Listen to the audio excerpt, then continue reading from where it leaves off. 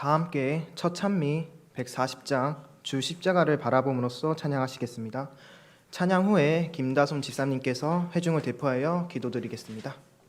하늘에 계신 하나님 아버지, 오늘 이렇게 안식일의 축복의 시간 속으로 저희를 초대해 주시니 감사드립니다. 이번 주는 저희 청년 기도주일이 있었습니다. 한 주간 저희 청년들이 깨어 있을 수 있는 말씀, 하나님의 다함 없으신 사랑을 깨달을 수 있는 말씀을 주시니 감사합니다. 주님, 이제는 저희 36 부산병원교회에 더 많은 청년들이 함께 모여 하나님의 말씀을 연구하고 하나님의 사랑을 서로 나누게 되기를 소망합니다. 저희 36 부산병원교회 성도님들의 자녀들을 하나하나 눈동자같이 돌보시고 머리털의 개수까지 아시는 하나님 아버지, 그들이 어디에 있든지 하나님과 연결되어 있을 수 있도록 도와주시고 그들의 인생의 방향이 하늘로 가기를 간절히 원하고 눈물로 기도하시는 부모님들의 기도를 들으사 응답하여 주시옵소서. 그들이 어디에 있든지 무슨 일을 하든지 하나님이 원하시는 선택을 하며 살아갈 수 있도록 도와주시고 하나님께서 예비하신 시간에 마음은 밖에서 사랑으로 기다리고 계시는 하나님의 그 사랑을 받아들일 수 있도록 그 마음마다 함께하여 주시옵소서. 또한 저희 36 부산병원 직원 청년들을 위하여 기도드립니다. 매달 새로운 직원들을 보내주시고 그들에게 하나님의 사랑의 씨앗이 심겨질 수 있는 축복을 허락하시니 감사합니다. 그들을 향한 사역과 책임이 원목실에게만 있는 것이 아니라 우리 모두에게 있게 하시고 신규 직원들과 구도자들인 직원들과 침례받은 직원들과 이른 양인 직원들 모두를 위해 머리 숙여 기도하는 저희 36 부산병원 성도가 되게 하여 주시옵소서. 주님, 이 성전이 어린이로 가득 차고 학생으로 가득 차고 청년으로 가득 차기를 원합니다.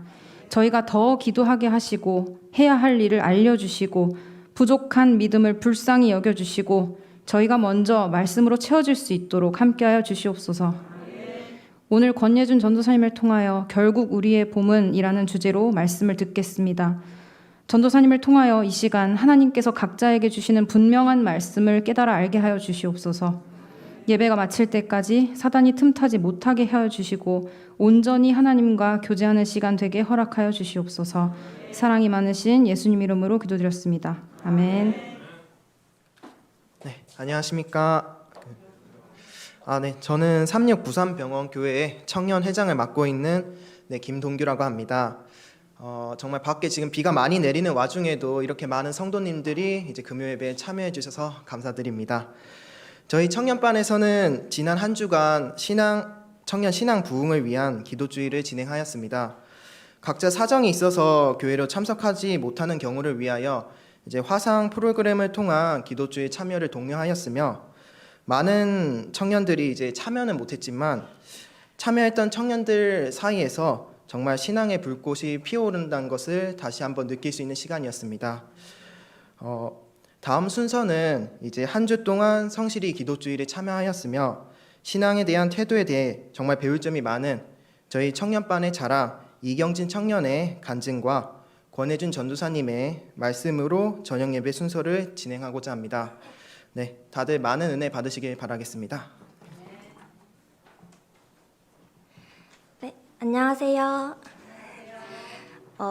금요 예배에 참석하신 여러분들을 환영합니다. 이야기를 시작하기에 앞서서 저를 모르시는 분들이 많으실 테니까 먼저 제 소개를 드리겠습니다. 제 이름은 이경진이고요. 나이는 21살입니다. 작년 3월까지는 회사에 다니다가 퇴사를 해서 지금은 쉬고 있고요. 작년까지는 서북교회 출석하다가 올해부터 정식으로 부산 36 부산병원교회 청년반에 입적하게 되었습니다. 이렇게 만나 뵙게 되어서 반갑습니다. 제가 이렇게 많은 분들 앞에서 얘기를 하는 게 너무 오랜만이라서 실수해도 이쁘게 봐주세요. 제가 제일 처음 교회에 출석을 했던 거는 중학교 1학년 10월이었습니다. 같이 학원에 다니던 친구가 이번 주에 친구 초청 주간이 있다. 나랑 같이 한번 교회 가보지 않겠냐 해가지고 제가 딱 2개를 물어봤어요. 첫 번째, 언젠데? 2번째, 나 아는 사람 누구 있어? 이렇게 딱 2개를 물어봤어요. 그래서 이번 주 토요일 10시 반까지 오면 되고 우리랑 동갑인 애들 누구누구 있다. 들어보니까 제 초등학교 친구인 거예요. 그래서 그래 나 그러면은 10시 반까지 맞춰가지고 갈게 하고 교회로 갔어요. 근데 가보니까 학생반에 있는 친구들이 다 아는 얼굴인 거예요. 여기는 제 초등학교 친구, 저기는 학원 아는 동생, 여기는 학원 누구 언니. 그래서 적응이라고 할 것도 없이 그냥 나갔어요. 다 아는 사람이고 재밌으니까. 그래서 그렇게 꼬박꼬박 매주 교회를 3년을 출석을 했어요. 그래서 중학교 3학년 때는 제가 패스파인더 분대장도 맡았던 적이 있습니다. 그리고 고등학생으로 올라가고 나서는 3년을 교회에 안 나갔어요. 3년 동안 딱 3번 나갔습니다. 친구들이 아무도 없어요. 누구는 다른 지역으로 이사를 가고 누구는 기숙학교 들어가느라 교회 안 나오고 그래서 오후에 학생반 인원이 저 딱 하나였어요.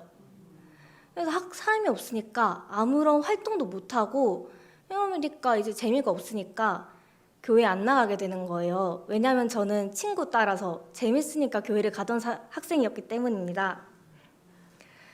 그래서 3번 딱 나갔다고 한 것도 교회에서 행사 있는데 도와달라 이렇게 연락이 와서 그렇게 딱 3번을 나갔습니다. 이러다가 제가 고등학교 졸업하기 전에 취직을 해가지고 12월에는 입사한 지 한 달이 조금 안 됐었어요. 그래서 그때 막 입사해가지고 일 배우고 하느라 정신이 없었는데 이제 학생반을 같이 하던 친구한테 연락이 와서 이번에 너 청년반 올라오지 않느냐. 그러니까 청년반 언니 오빠들 있는데 와가지고 같이 놀지 않겠느냐 해서 연락이 왔어요. 그래서 이번 주 토요일 시간 괜찮으니까 알겠어 갈게 하고 갔어요. 그래서 그때 전도사님 네 부부 포함해서 6명이 있었는데 6명이서 점심 먹고 오후 11시까지 열심히 떠들다가 집으로 갔습니다. 혼자 안 노니까 너무 재밌더라고요.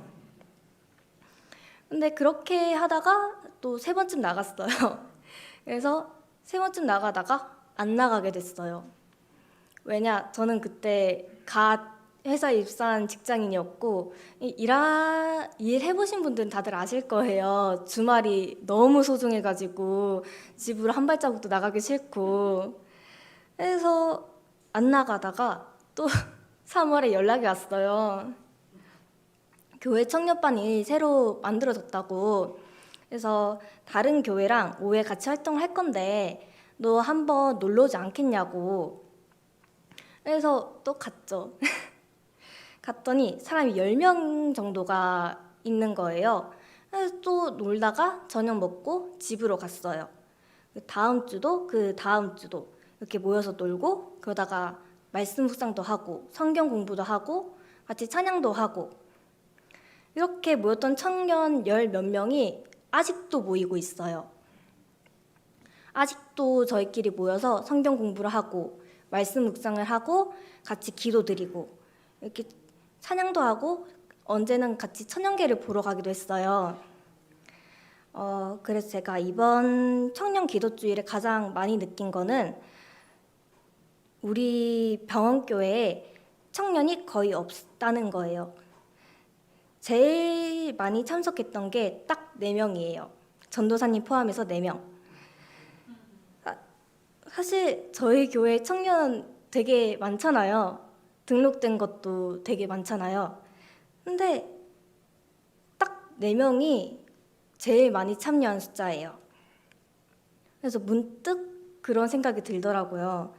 여기에는 고등학교 시절에 저밖에 없다고, 고등학교 시절에 저 같은 사람밖에 없다고 그렇게 생각이 들었습니다. 저는 그 당시에 교회에 와야 될 필요성을 몰랐고 와도 재미가 없으니까 그래서 교회를 안 나왔었는데 그런 사람들이 여기에 너무나도 많구나 이렇게 생각을 했어요. 사실 제가 이런 말 하긴 좀 그렇지만 지금의 저랑 고등학교 시절에 저는 굉장히 많이 다른 사람이라고 생각을 해요. 저는 이제 혼자서도 교회 잘 나오고 힘든 일이나 어려운 일이 있으면은 하나님께 기도로 대화를 청하기도 하는 그런 청년이 됐습니다. 그래서 기도를 했어요. 우리 교회는 잃은 양이 너무나도 많다고. 제가 친구의 부름으로 교회에 다시 나오게 되고 태어나서 처음으로 제 신앙을 찾아가게 된 것처럼 다른 우리 교회에 있는 다른 청년들도 그렇게 됐으면 좋겠다고. 그래서 저는 되돌아온 양이에요. 이미 2번이나 스스로 우리를 나갔지만 친구의 부름으로 다시 우리 안에 들어온 그런 되돌아온 양이에요. 저는 제가 그런 사람이 됐으면 좋겠어요. 이렇게 저처럼 우리 밖으로 나간 양을 다시 몇 번이고 불러서 다시 우리 안으로 데려올 수 있는 그런 양이 되고 싶습니다. 그러니까 우리 재림교회가 다시 청년들의 찬양과 기도로 가득 찰 수 있는 교회가 될 수 있도록 우리 청년들이 떠나간 친구들을 다시 불러올 수 있는 사람이 될 수 있도록 우리 청년들에게 많은 관심과 기도 부탁드립니다. 감사합니다. 예. 김동규 청년회장이 이야기한 것처럼 저희는 지난 일요일부터 그리고 오늘까지의 시간 동안 저녁 6시 반에 이제 함께 예배를 드리고 그리고 기도하는 그런 시간들을 가졌습니다. 이렇게 기도하면서 함께 하나님과 더욱더 가까워지는 시간을 느꼈고 서로의 신앙을 다시 한 번 더 확인하고 또 다시 한 번 더 강화하는 굳게 하는 그러한 시간을 가졌습니다. 이번 청년 기도주일의 총 주제는 이제 연합회에서 준비한 청년의 봄이라는 주제를 가지고 함께 살펴보았습니다. 그래서 그러한 내용을 가지고 이야기도 설교도 듣고 그러한 내용을 가지고 함께 기도하는 그러한 시간을 가졌죠. 그리고 오늘 원래 저희가 함께 살펴보려고 하였던 그러한 시간을 이 시간 잠깐 사용을 하려고 합니다. 오늘 설교 제목은 여기 나와 있는 것처럼 결국 우리의 봄은. 이전까지는 여러 성경 인물들의 봄을 살펴보았습니다. 그 성경 인물들을 바라보면서 우리의 봄을 어떻게 맞이할 수 있을까를 한번 생각을 해보았죠. 그리고 오늘은 결국 우리의 봄은, 우리의 참 중의적인 표현이 되는 것 같아요. 오늘 설교의 주제와도 맞고 그리고 또 우리의 여러 가지 계절로서의 봄도 되고. 오늘 드릴 본문 성경절을 먼저 살펴보도록 하겠습니다. 제가 읽도록 하겠습니다. 제3일에 아브라함이 눈을 들어 그곳을 멀리 바라본지라. 창세기 22장에 있는 말씀입니다. 제3일에 아브라함이 눈을 들어 그곳을 멀리 바라본지라. 이에 아브라함이 사환에게 이르되 너희는 나귀와 함께 여기서 기다리라. 내가 아이와 함께 저기 가서 경배하고 너희에게로 돌아오리라 하고.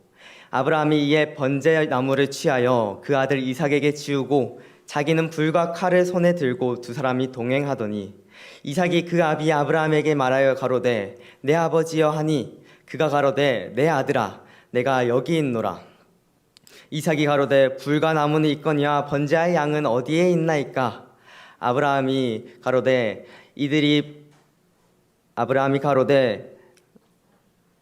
아들아 번제할 어린 양은 하나님이 자기를 위하여 친히 준비하시리라 하고 두 사람이 함께 나아가서 하나님이 그에게 지시한 곳에 이른지라. 이에 아브라함이 그곳에 단을 쌓고 나무를 버려놓고 그 아들 이삭을 결박하여 단 위에 놓고 손을 내밀어 칼을 잡고 그 아들을 잡으려 하더니 여호와의 사자가 하늘에서부터 그를 불러 가라사대 아브라함아 아브라함아 하는지라. 아브라함이 가로되 내가 여기 있나이다 하매 사자가 가로되 아이에게 내 손을 대지 말라. 아무도 그에게 하지 말라. 내가 내 아들 내 독자라도 내게 아끼지 아니하였으니 내가 이제야 내 하나님을 경외하는 줄을 아노라. 아브라함이 눈을 들어 살펴본즉 한 수양이 뒤에 있는데 뿌리 수풀에 걸렸는지라. 아브라함이 가서 그 수양을 가져다가 아들을 대신하여 번제로 드렸더라. 아브라함이 그 땅의 이름을 여호와 이레라 하였으므로 오늘까지 사람들이 이르기를 여호와의 산에서 준비되리라 하더라. 성도님들께서 알고 계시는 동물들의 눈을 한번 생각을 해보시기 바랍니다. 뭐 강아지도 괜찮고요. 아니면 우리 인간과 굉장히 닮은 모습을 가지고 있는 원숭이나 침팬지 혹은 다른 동물들, 고양이 혹은 뭐 여러 가지 곤충들의 눈도 괜찮습니다. 그 다른 동물들의 눈은 인간과 비교했을 때 어떤 차이점이 있나요? 아마 굉장히 많은 것들을 이야기하시겠죠? 굉장히 많은 그러한 차이점이 있을 것이라고 생각이 듭니다. 그런데 그 차이점 중에 하나는 흰자의 비율이라고 이야기를 해요. 강아지도 생각을 해보면요, 흰자의 비율이 보통의 강아지들은 검은 이 눈동자가 굉장히 큰 것을 우리는 볼 수가 있습니다. 침팬지의 모습을 생각을 해보더라도 침팬지의 그 검은 눈이 굉장히 크고 흰자가 굉장히 작은 것을 우리는 볼 수가 있어요. 그래서 어떤 사람들은 인간이 이렇게 많은 그리고 큰 흰자를 가지고 있는 이유는 다른 동물들은 이제 뭐 꼬리나 혹은 몸짓으로 의사소통을 많이 하는데 사람들은 눈을 쳐다보면서 그 사람들의 생각을 읽고 그 사람의 감정을 읽고 그 사람의 어떠한 말하지 않는 그런 표현들을 우리는 느낄 수 있다라고 이야기를 합니다. 그리고 생각을 해보면은 서로 시선을 마주치고 서로의 눈을 쳐다보면서 이야기할 때 더 많은 것을 느끼고 더 많은 것을 깨닫게 되는 경우가 있는 것 같아요. 그래서 전화를 했을 때와 그리고 서로 만나서 서로의 얼굴을 바라보면서 이야기했을 때 서로가 받는 똑같은 말을 하더라도 서로가 받는 그러한 감정과 그리고 그러한 정보들은 또 다른 것을 우리는 생각을 할 수가 있습니다. 그런 것처럼 우리가 서로를 바라보면서 눈을 마주치면서 이야기하고 눈을 마주치면서 서로의 그 감정을 확인하는 것처럼 하나님과의 시선도 우리가 맞춰야 할 것 같아요. 이 아브라함에 있는 이 말씀, 우리가 굉장히 잘 아는 이야기입니다. 그리고 정말 말도 안 되는 그러한 내용이죠. 아직 저는 자녀를 낳아보지는 않았습니다만은 자녀가 있으신 분들의 이야기를 듣건데 이 사건은 아브라함에게 굉장히 힘들고 굉장히 고통스러운 사건이라고 이렇게 말씀을 하시더라고요. 또 부조화 선지자에 보니까 이 명령을 이삭을 바치라는 명령을 받았을 때 아브라함의 심리 상태는 굉장히 힘들고 어렵고 그리고 그 명령에 따르기 싫어하는 그런 아브라함의 모습을 우리는 생각할 수가 있습니다. 그런데 이 아브라함이 결국에는 이삭을 바치기 직전까지 가게 되지요. 도대체 이 아브라함의 속에 어떤 믿음이 자리했길래 그리고 이삭에게 어떤 믿음이 자리했길래 이 일을 이렇게 행동을 할 수가 있는 것일까요? 자신의 목숨을 내어놓고 또 자신의 아들을 목숨을 내어놓는 그러한 믿음 말입니다. 여기서 아브라함이 모든 사건이 다 끝난 다음에 그 제단을 쌓았던 그 땅을 이름을 붙이죠. 뭐라고 이름을 붙였나요? 여호와 이레라고 이름을 붙였습니다. 이 여호와 이레의 뜻은 무엇인가요? 아주 잘 알고 계시다시피 여호와의 산에서 준비되리라 라고 하는 그런 의미를 가지고 있습니다. 그런데 이 여호와 이레 할 때 이 이레라는 단어를요 잘 분석을 해보면 그 이레라는 단어의 원형이 라라는 단어라고 이야기를 해요. 이 라라는 단어가 조금 더 변형이 되어서 이레라고 되었다고 합니다. 그런데 이 라라는 단어의 의미가요 준비하다라는 그런 의미도 있지만 바라보다라는 의미도 있다고 합니다. 여기서 나오는 라는 바라보다, 준비하다, 그리고 이해하다라는 의미를 가지고 있다고 이야기를 합니다. 다시 말하면 여호와 이레라는 말은 여호와께서 준비하셨다라는 말도 되지만 여호와께서 바라보셨다, 그리고 여호와께서 이해하셨다라는 의미도 된다는 것이지요. 그리고 맨 처음에 읽었던 4절에서 아브라함이 하나님의 지시하신 땅을 바라본지라라고 이야기하는 그 원어도 라라고 이야기를 합니다. 그냥 이래라고도 이야기를 할 수 있을 것 같아요. 그리고 하나님께서 이삭이 아버지 재물은 어디 있습니까? 라고 질문을 했을 때 아브라함이 하나님께서 준비해 주실 거다라고 이야기한 그 준비하시리라도 라라는 것이죠. 그리고 아브라함이 이제 그 이삭을 잡기 직전에 잡으려고 할 때 천사가 맞고, 그리고 눈을 돌이켜 보니 무엇이 보이나요? 수양이 뒤에 보였어요. 그렇게 눈을 들어 살펴본즉 할 때에도 라라는 단어를 사용을 했습니다. 그리고 여호와 이레에서도 이레가 라라는 단어이고요. 그리고 여호와의 산에서 준비되리라라는 이 준비되리라 하는 이 단어도 라라는 단어로 사용을 했습니다. 이는 아브라함이 하나님의 역사를 바라보는 것부터 시작이 됩니다. 아브라함의 눈과 하나님의 눈이 서로 딱 마주친 거예요. 우리가 서로 대화를 할 때 눈을 마주치고 대화하는 것처럼 아브라함의 눈과 하나님의 눈의 그 시선이 딱 마주치게 되는 것입니다. 그리고 아브라함과 하나님이 그 마음을 서로 이해하게 됩니다. 이를 하나님께서는 나를 경외하는 줄 알 것이다, 알겠다라고 이야기를 하시죠. 그리고 이것을 믿음으로 이야기를 하고 있습니다. 그런데 이 성경절이요, 이 아브라함을 바라보는 것만 이야기가 된다면은 그 이후로는 우리에게 전혀 의미가 없는 성경절이 될 것입니다. 과연 이 아브라함 이후에 하나님께서 계속해서 사람들을 관찰하시고 보시고 보듬어 주시고 관심을 가지고 계시는 그런 장면들이 나와 있을까요? 신약 성경에서는 예수님께서 여러 번을 바라보시는 것을 우리는 볼 수가 있습니다. 마태복음 8장 14절에 예수께서 베드로의 집에 들어가사 그의 장모가 열병으로 앓아 누운 것을 보시고, 마태복음 9장 2절에 침상에 누운 중풍병자를 사람들이 데리고 오거늘 예수께서 저희의 믿음을 보시고 중풍병자에게 이르되 소자야 안심하라 내 죄사함을 받았느니라. 마태복음 9장 36절에 무리를 보시고 민망히 여기시니 이는 저희가 목자 없는 양과 같이 고생하여 유리함이라 라고 말씀을 하십니다. 또 마태복음 14장 14절에 예수께서 나오사 큰 무리를 보시고 불쌍히 여기사 그 중에 있는 병인을 고쳐주시니라. 마가복음 6장 48절에 바람이 거스림으로 제자들이 괴로이 노젓는 것을 보시고 밤 사경 즈음에 바다 위로 걸어서 저희에게 오사 지나가려고 하시매라고 이야기를 합니다. 예수님께서는 이제 아브라함의 시대가, 구약의 시대가 다 지나가고 예수님께서 이 땅에 성육신 하신 다음에도 예수님께서 계속 끊임없이 백성들을 바라보시고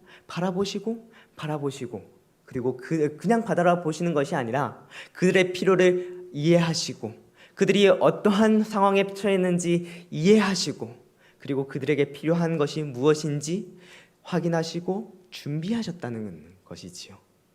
하나님께서는 우리의 삶에서 계속해서 바라보고 계십니다. 우리를 계속해서 끊임없이 바라보고 계시지요. 그리고 계속해서 끊임없이 우리를 이해하고 계십니다. 다시 아브라함의 이야기로 들어와서 아브라함이 칼과 불을 들고 아브라함의 독자 이삭이 번제 쓸 나무를 지고 산에 오르는 장면에서 우리는 어떠한 장면을 떠올릴 수가 있습니까? 예수님께서 십자가를 지시고 그 십자가에 달리시는 그 언덕까지 걸어가시는 그 모습이 생각나지 않으십니까? 채찍 맞은 몸으로 십자가를 지고 골고다를 오르는 그리스도의 모습과 그것을 말없이 지켜보시는 하나님의 그 모습이 떠오르지 않습니까?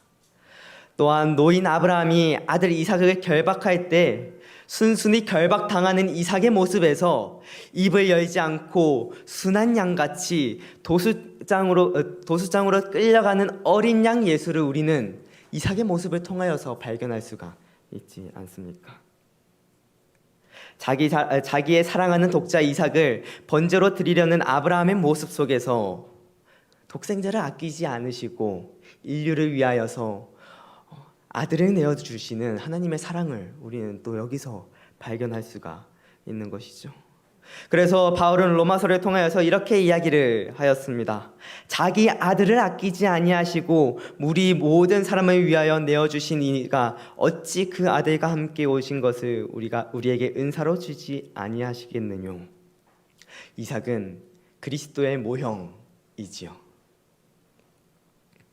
또 생각을 해보면은 하나님께서 지시한 그 산이 어느 땅에 있다고 이야기를 했지요? 모리아 땅에 있는 한 산을 지시하셨습니다. 그런데 솔로몬이 세운 그 성전을 세울 때 어느 산에다가 성전을 세웠습니까? 역대하 3장 1절에 솔로몬이 예루살렘 모리아 산에 여호와의 전을 건축하기 시작하니 그것은 전에 여호와께서 그 아비 다윗에게 나타나신 곳이요 라고 이야기를 하고 있는 모습을 우리는 볼 수가 있죠. 하나님께서 우리를 구원하시려고 하는 그 계획을 그리고 그 모형을 둔 그곳 모리아 땅, 그곳에서 아브라함과 이삭은 우리 예수님께서 먼 훗날 어떻게 우리를 위하여서 어떠한 계획을 세우고 계시고 어떤 준비를 하고 계시고 우리의 필요가 무엇인지 깨닫고 그리고 그 모든 것들을 위하여서 준비하시고 계시는 그 모습을 우리는 생각을 할 수가 있는 것입니다. 이제 우리 남은 것은 무엇일까요? 하나님께서는 우리를 위하여서 바라보시고 우리의 현재 상황을 이해하시고 우리를 위하여서 준비하셨습니다. 그렇다면 우리가 해야 하는 것은 무엇일까요? 우리는 예수 그리스도를 하나님을 바라보아야 하지요. 그래서 예수님께서는 요한복음 3장 14절부터 15절에서 이렇게 이야기를 하였습니다. 모세가 광야에서 뱀을 든 것 같이 인자도 들려야 하느니 이는 그를 믿는 자마다 영생을 얻게 하려 하심이니라. 이 사건은 민수기 21장에 나오는 사건입니다. 민수기 21장에서 이스라엘의 많은 사람들이 불뱀에 몰리는 그러한 사건이 벌어지지요. 그런데 이 독이 얼마나 센지요. 이 이스라엘 백성들이 여러 세월을 살아오면서 얻은 그러한 노하우, 독을 해독하는 그러한 노하우와 그리고 해독제와 민간요법을 아무리 사용해도 전혀 나아지지가 않는 것입니다. 그래서 이 이스라엘 백성들이 하다 안 되니까 하나님한테 매달리게 되지요. 이제 하나님 밖에는 우리의 현 상황을 해결할 수 없다. 하나님만 해결하실 수 있다라고 생각을 하고 하나님께 매달리게 됩니다. 그리고 하나님께서는 모세에게 무엇을 명령하시나요? 놋뱀을 만들고 장대 위에 높이 매달으라고 이야기를 합니다. 그리고 그것을 본 사람마다 살리라라고 이야기를 하시고 계시죠. 사실 놋뱀을 바라보는 것은 치료에 전혀 근거가 없는 것입니다. 만약 성도님들께서 상상을 해보시기 바랍니다. 성도님들께서 독사에게 물렸어요.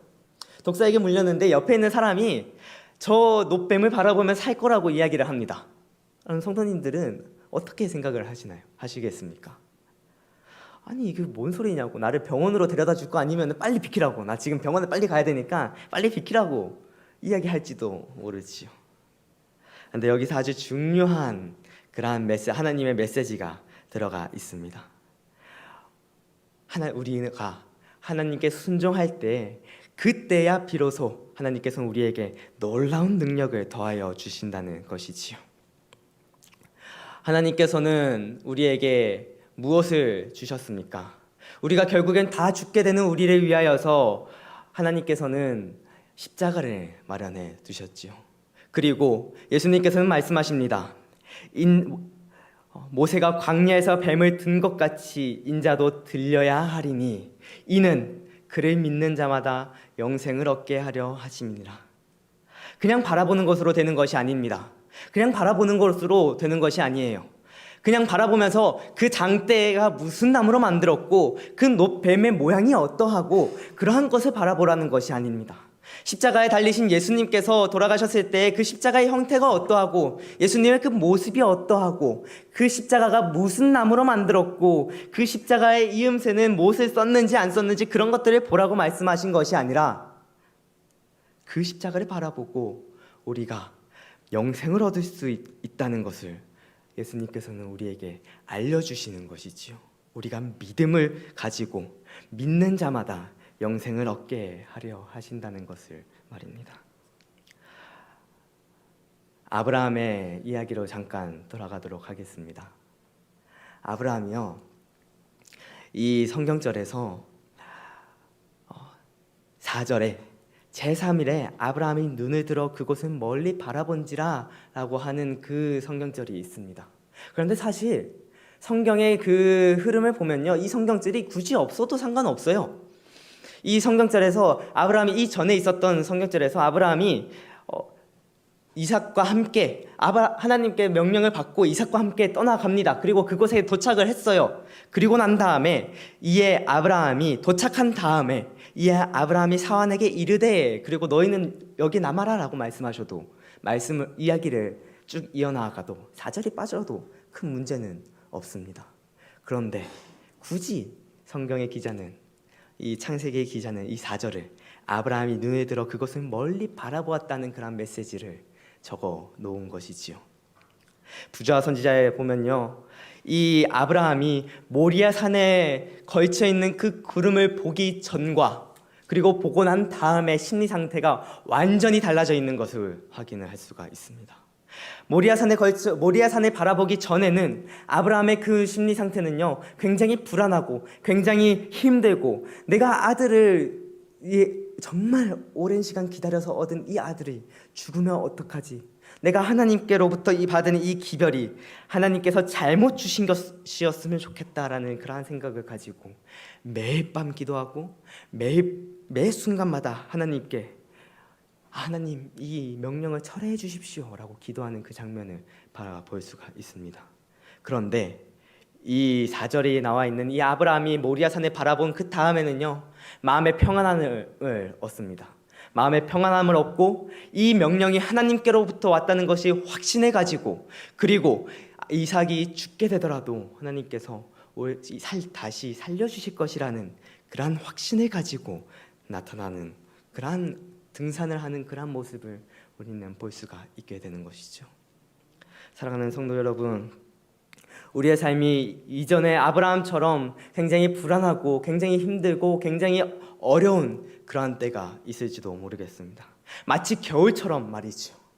겨울처럼 모든 것이 다 얼어붙고 어떠한 생명도 없는 것 같고 그리고 모든 것들이 눈 속에 파묻혀서 아무것도 없는 것처럼 보이는 그때가 우리의 삶 속에 있을지도 모르죠. 그때 우리는 예수 그리스도를 바라보아야 합니다. 그때 우리는 믿음을 가지고 예수 그리스도를 바라보아야 하는 것이죠. 그리고 우리의 삶이 전혀 희망이 없어져 보일 때에도 예수 그리스도를 바라보아야 합니다. 결국 우리의 봄은, 결국 우리가 바라보아야 하는 것은 예수 그리스도의 십자가고 예수 그리스도의 모습이고 예수 그리스도의 사랑이라는 것을 우리는 매 순간 깨닫고 살아가야 하는 것입니다. 우리 청년들은 지난 한 주 동안 매 인물을 통하여서 그 인물을 통하여서 얻을 수 있는 그러한 바라봄 그리고 그 인물을 통하여서 얻을 수 있는 그러한 우리의 봄과 같은 그러한 모습들을 살펴보았습니다. 오늘 이 기도주일을 마무리하면서 우리는 결국 그 봄을 얻기 위하여서는 겨울이 다 지나가고 새싹이 돋아나고 그리고 날이 풀리고 모든 것들이 희망차에 있는 그 봄을 얻기 위해서는 우리는 예수 그리스도의 십자가를 바라보아야 한다는 것이지요. 우리 이곳에 있는 모든 청년분들과 그리고 모든 성도님들께서는 우리의 시선을 예수 그리스도께 하나님의 그 예수 그리스도의 십자가에 하나님의 그 사랑에 고정하게 되는 우리 모든 성도님들이 되길 바라며 오늘 말씀을 마치겠습니다. 하늘에 계신 하나님 아버지, 하나님께서 저희를 바라보시고 저희를 이해하셔서 저희에게 정말 필요한 것이 무엇인지 생각하시고 준비하여 주심에 정말로 감사드립니다.